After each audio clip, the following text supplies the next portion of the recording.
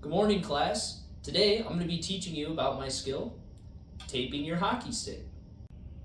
And we're going to be starting off with an ex-Red Wings player who retired, number 5, Nicklas Lidstrom, and we're going to show you how to do his tape job first. So we're going to start out, we're going to take your hockey tape, we're going to bring it in. You're going to start by taking your tape and give it about a good 3 fingers from the heel. Tape it around, bring it to the other side, tape about halfway onto the other tape. This will give your tape a longer lifespan and it won't break down as quickly. Now, Nicklas Lidstrom, he doesn't tape it all the way down the stick. He only gets it to about here. You're going to flatten it out, rip it with your hands. You can use scissors if you can't rip it, but I've been doing this for years. So that's your Nicklas Lidstrom tape job. Now that you know how to do a simpler tape job, we're going to do a little more advanced one. We're going to look at one of our current players, our captain in fact, Dylan Larkin. We're going to show you how to do his tape job on his stick. For this step, you're going to need your hockey tape, and this time you're going to need a pair of scissors.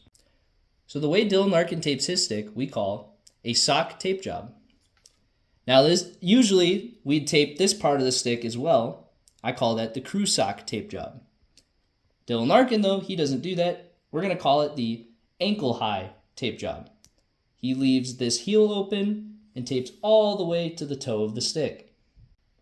Alright, so now we're going to take our tape, extend it as we did before. Start, like I said, just at the heel. I give it about a finger. You can kind of start, wherever you want, but we're gonna go give some rules to it. And we're just gonna tape again, try and get about half the tape covered by your next strip of tape and go all the way down the stick. We're gonna spend a little bit more time to try and make it look nice, but before a game, obviously you're just gonna speed through this, wrap it all the way around, because I got to get on the ice. I got to tie my skates still. I'm just sitting here in my long johns, and I should be getting dressed. As you get down close to the toe, you're going to start to notice that the tip starts to taper off and has this little rounded bit. So you're going to notice your tape doesn't actually go all the way across like it's supposed to, and it's going to start bunching up like you can see here. You're going to get a little bit. Just kind of smooth it out as best you can. You're gonna get a little crease. You can always cut that off later when you're done. And now that we're here, this is where it gets serious. We're gonna have to start folding our tape over like that. The reason for doing this, again, as I said, because it's rounded, it doesn't make nice lines like as you see here with these little ridges. And so we're gonna have to over tape it a little bit. You waste a little bit of tape, but if you want to shoot and score the way our captain Dylan Larkin does, sometimes you put a little extra effort in on your tape job. Even the smallest things matter when we're talking about professional hockey. All right, so we're going to finish up at the toe here. It's a little difficult when you get to the end. You got to overshoot it just a little bit. You got to have enough to cut. And same here. When you're done, you'll give it a rip like that. And now you'll have something left that looks like this. You're going to take the handy dandy scissors that I told you we were going to need.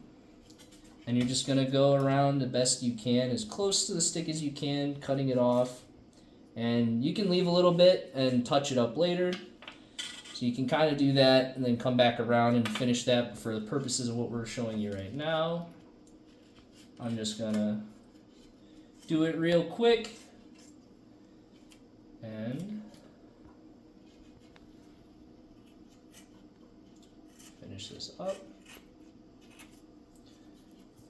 So this is basically what you're going to have. I'm going to touch it up and then we're going to show you the end piece. All right. So these aren't exactly the best scissors for cutting your tape. More standard scissors, those are kitchen scissors, so I wouldn't use those. But you'll cut it down. It'll look a little bit nicer like this. Take your finger, just kind of round it out a little bit to try and smoothen it up. That's to add to your sty points. So, what we're going to be flipping to is the other side of the stick, because you want to tape this part of the stick as well. Alright? So the part about getting this just right is when you're holding a stick, your fingers kind of go like this. So they're going to have different grooves that you want to get in there. The way you make that groove, you're going to take your tape, stretch it out. I'd say, yeah, that's about enough. We do a little bit of eyeballing here. And you're just going to do a quick roll like this. Getting this length exactly right doesn't really matter. You can always just grab more tape and make a longer roll if you need to. What I did on the stick beforehand was I actually had done 2 of these strands, and I went up like we're about to do, this way, and then I had crisscrossed it back up the other way because it just was a better set of grooves for my fingers. It just felt better that way. But for the purpose of this video, and for you guys watching in class, this is how you're going to kind of candy cane it like this. Now you can always move them up and down to try and get them to fit how your fingers sit on the stick just right. So you'll be able to adjust that. Again, just for the purpose of this video, we're going to keep it a little bit shorter here. Now that you've got your candy cane wrap, I'm going to start from the top. You can start from the bottom. Does not really matter for this part of the stick. And you're just going to go right on around here. And just start going right on around the stick. Once again, as we did with the other side of the stick, you want to try and overlap it a little bit, especially at the part where your hand's going. And what I usually do is I actually wrap it twice. Tape doesn't exactly last the longest, so to get as much longevity out of your tape as possible, you want to give it as many layers as you can. Now, again, I'm just going to do one, give you the kind of general gist of it, and as you get better at taping your stick, you'll find different little ways to innovate. That's one thing about taping your stick. There's no exact one right way to do it. It's what fits best for you and what will help you score more goals. Alright. So now that we've gotten this far, we're just going to squish it down, make sure it tapes and holds onto the stick. Smooth it out like that, and there you go. You got your little grip points. And once you tape it over a second time, as the stick gets older and the tape gets older, it actually starts to harden up a little bit. So it actually become more distinct and actually be a better grip for you. And some people take some wax. Some people take, you can wrap some tape around a stick and actually rub it around this to make it grippier and a little stickier so it stays in your hand while you're using it. Again, this is the most standard one you're probably going to have. You just wrap it. That's all you really need. There are some other things like some athletic tape that have a little bit of rubberization to it. Make it stickier. There's this new product called Lizard Skins. I don't use them, but I'm not Dylan Larkin, so we're not going to worry about that too much. And then this is called your knob. When you're holding your stick, you're going to do little moves called poke checks, or you're just going to try and extend your stick as far as you can. It's basically kind of throwing your stick forward, and this is going to help you catch it.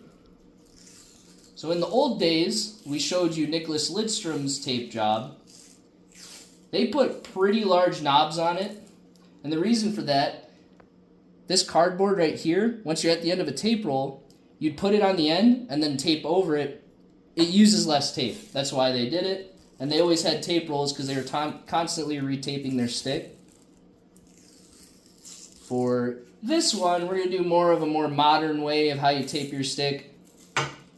You just wrap it around. You wrap it around until it's big enough for when you go to do a poke check to catch your stick without it falling out of your hands.